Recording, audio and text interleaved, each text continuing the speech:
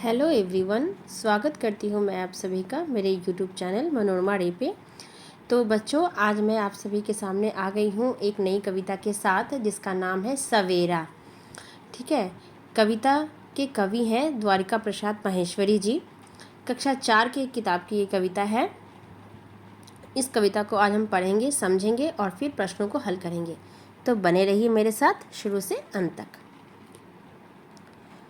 प्रस्तुत कविता में कवि द्वारिका प्रसाद माहेश्वरी जी ने सुबह के प्रातःकाल का सुंदर वर्णन किया है। ठीक है, प्रातःकाल यानी सुबह सुबह के समय का, जब सूरज उदय होता है तब का वर्णन है। और कवि कहते हैं कि सूरज जैसे रात के अंधेरों को दूर कर हमारे जीवन में प्रकाश फैलाता है, उजियाला फैलाता है, उसी तरह दुख के अंधकार को सुख का उजाला मिटा सकता है।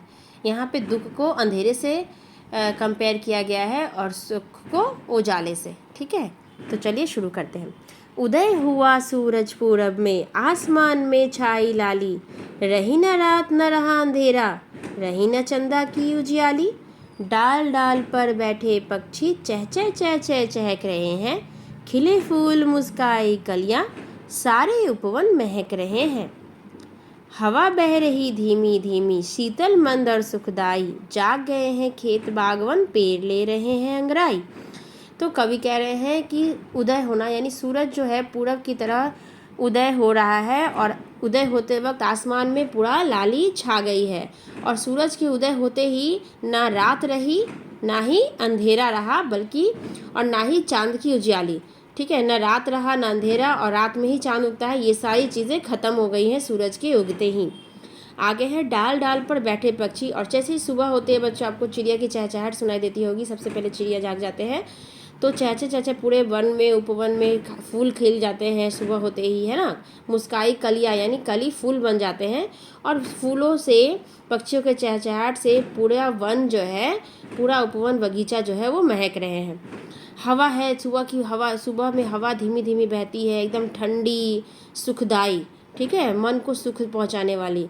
और इसी के साथ खेत बाग वन पेड़ ये सब छोटे हवा में धीरे धीरे अंगराई ले रहे हैं, मतलब हवा में हिलोड़े खा रहे हैं, डोल रहे हैं। आगे कवि कहते हैं, कनकन पर बिखरे हैं मोती, कनकन बिखरी है मनिया, कितनी मनोहर कितनी सुंदर, सुखद सुहानी ये घड़िया। तो कवि कह रहे हैं कन कन पर है बिखरे मोती। सुबह के समय जब ओस की बूंदें पत्तों पर, फूलों पर गिरते हैं और उस पर जब सूरज की रोशनी पड़ती है तो वो मोती या मणि की तरह चमकते हैं। और ये सुंदर सा दृश्य बहुत ही मनमोहक होता है, जो हमें सुख पहुंचाता है। और ये जो समय होता है वो बहुत ही सुखद होता है।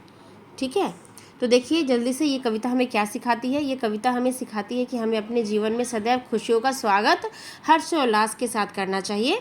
जीवन को सदैव सुंदर बनाने का प्रयास करने से ही सुख की अनुभूति होती है। कविता आशा करती हूँ आप सभी को समझ में आ गया होगा। तो चलिए जल्दी से हम देर ना करते हुए प्रश्नों को हल करते हैं। सवेरा कविता के कवि का नाम आप सभी जानते हैं, द्वारिका प्रसाद माहेश्वरी।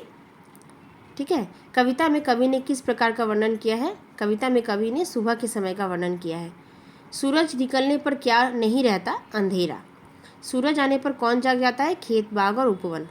अब है निम्नलिखित प्रश्नों के उत्तर दीजिए। सुबह होने पर उपवन में क्या क्या होता है। तो सुबह होते ही उपवन में पेड़ों की डालियों पर पक्षियाँ चहकने लगती हैं और कलियाँ खिलकर फूल बन महकने लगती हैं। हवा की किन विशेषताओं को कविता में बताया गया है। तो कविता में हवा ठंडी, धीमी और सुख देने वाली बताई गई है। आगे देखिए बच्चों, कन कन पर बिखरे हैं मोती, इस पंक्ति में कवि क्या कहना चाहता है। तो प्रस्तुत पंक्ति में कवि कहना चाहते हैं कि सूरज की किरणें पेड़ पौधों और फूलों पर जब पड़ती है तो वो बिखरे हुए मोतियों के समान लगते हैं, जैसे कि मैंने आपको कविता में समझाया। डाल डाल पर कौन बैठा है और क्या कर रहा है। तो डाल डाल पर पक्षी बैठा है और चहक रहा है। सही विकल्प पर सही उत्तर का निशान लगाइए, सही चिन्ह का। सूरज उगने पर आसमान में क्या छा जाता है। तो लाली। चंदा की उजियाली क्या कहलाती है, चांदनी। हवा कैसे बह रही है, धीमी धीमी। हाँ और नहीं में उत्तर देना है। सूरज पूरब में उदय होता है, हाँ। सूरज के आने पर न रात रहती है न अंधेरा, हाँ। पक्षी घर में बैठकर चहकते हैं, नहीं। सूरज के आने पर सो जाते हैं, पेड़ सूरज के आने पर सो जाते हैं, नहीं। और मणियाँ कण कण पर बिखरी हुई हैं, सही बात है, हाँ। ठीक है, अब है विलोम शब्द भाषा ज्ञान से। उदय का अस्त, आसमान का धरती, सुंदर का कुरूप, पूरब का पश्चिम, सुखदाई का दुखदाई, जागना का सोना।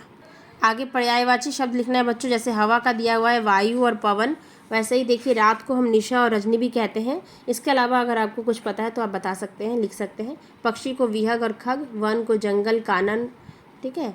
आसमान नभ, आकाश आसमान हो सकता है। चंदा चंद्रमा, चांद शशि, बहुत सारे नाम हैं, आप उनमें से कोई दो लिख सकते हैं। पवन बगीचा बाग, सॉरी उपवन को बगीचा बाग, पेड़ को तरु और विटप। वचन बदलिए, यानी एक वचन बहुवचन। घड़ी से घड़ियाँ, चिड़िया से चिड़िया, कली से कलियाँ, रात से रातें, बगीचा से बगीचे। मिलान करना है सही। मन को हारने वाला मनोहर, हरने वाला, जो उजाले से भरा हो उजियाला, सुख देने वाला सुखद, बहुमूल्य पत्थर मणि, और चारों ओर खुशबू फैलाना महकना। ठीक है, नेक्स्ट है बच्चों शब्दों का वाक्यों में प्रयोग कीजिए। ये आप सभी स्वयं कर सकते हैं, आसमान से आप वाक्य बना सकते हैं स्वयं ही। बाकी और 3 हैं जो आप वाक्य स्वयं बना सकते हैं, आप कक्षा 4 में हैं। उम्मीद करते हैं आप ये आराम से कर लेंगे। फिर भी कोई परेशानी हो तो आप मुझे कमेंट करके ज़रूर बताएं। ये वीडियो अगर आपके लिए ज़रा भी हेल्पफुल हो तो आप इस वीडियो को ज़्यादा से ज़्यादा लाइक दें, शेयर करें अपने दोस्तों के साथ, और अगर आप मेरे चैनल पर नए हैं तो मेरे चैनल को सब्सक्राइब ज़रूर कर दें, ताकि मैं कोई भी वीडियो डालूँ तो सबसे पहले आप तक पहुँचे। मिलते हैं नेक्स्ट वीडियो में, तब तक के लिए बाय एवरीवन।